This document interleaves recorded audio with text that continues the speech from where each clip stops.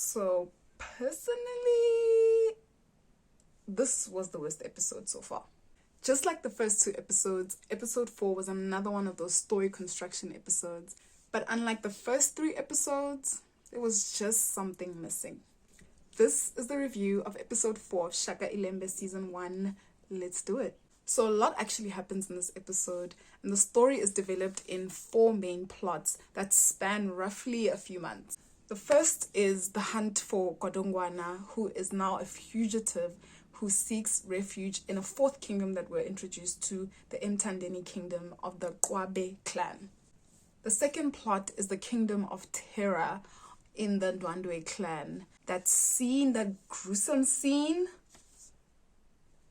I think we're only just seeing the beginning of how Zwide and his mother plan to rule Ekudungom.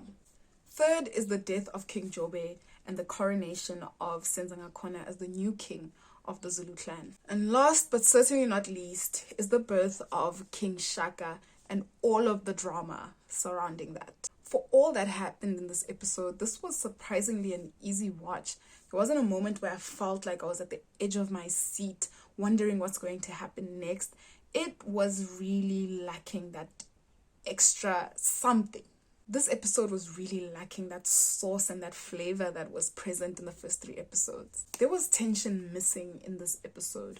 If we look at the first 3 episodes, the tension in the first episode was the death of one of the Ndwandwe warriors, which brought about a war between the Zulus and the Ndwandwes. In episode 2, the tension now was brought about by now this imminent war and the seeking of alliances and the brewing war between the Zulu and the Ndwandwe clan. And in the 3rd episode, the tension came from Queen Dombazi and her movement within the Mtetwa Palace. In the ending of every single episode, from episode 1 to episode 3, I always felt this tension in my body when it ended. I always left the episode thinking, I cannot wait for the next episode to play because I need to find out what's going to happen next. And that's just missing from this episode. Is it just me, guys? How did you guys feel about the episode? When the episode ended, I just didn't have the feeling that I need to know what's going to unfold next. There wasn't any layup or an expectation of what's going to happen next. I know you guys get bothered by these birds as well. Can we do something about them? And don't get me wrong, this was not a bad episode at all. It's just that when you're comparing episode 4 to the first 3 episodes and the level of tension that it provided us, it is definitely the worst. So I'm just left with very little expectation for episode 5 that's going to be airing on Sunday. I'm not sure really what to expect in the episode, and the only thing I can really do is to dive back into the first 3 episodes and see if there are any plots that have been unresolved.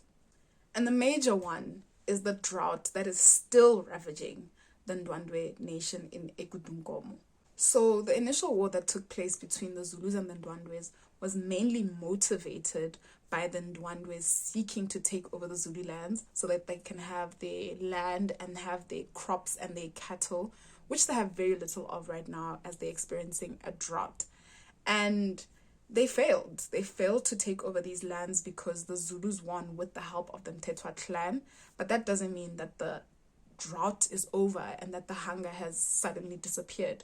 So I do think that we're still going to see efforts from the Ndwandwe clan to try and take over the lands of the southern regions where the Zulu clan is, where the Elangeni people are as well, because they still need the food and they still need the cattle. Another plot which I think could develop is Godongwana, who, even though we saw what happened at the end of episode 4, I think that he is still going to come back. I mean, when we are introduced to the characters that are going to be in the story of Shaka Ilembe, he is introduced as Dingiswayo. So a name change still has to happen at some point.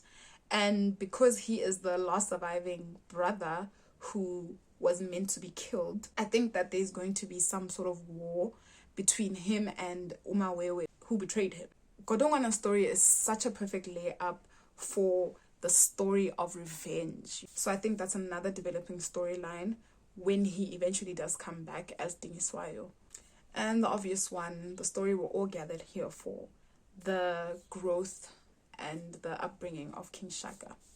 At the rate that the producers and the writers are going, it really seems like Shaka is going to be king by the end of season 1. We've been promised 3 seasons, and I really hope that they just try and slow down the story a bit for the sake of the growth and the development of King Shaka himself. Because right now, as it relates to the story of King Shaka, we are in a Ranex on the highway. And that's it for episode 4 of Shaka Ilembe season 1. Let's meet on Sunday on Twitter while we watch the 5th episode of Shaka Ilembe season 1. And I'll see you guys right here again next week for the review of the 5th episode. Bye.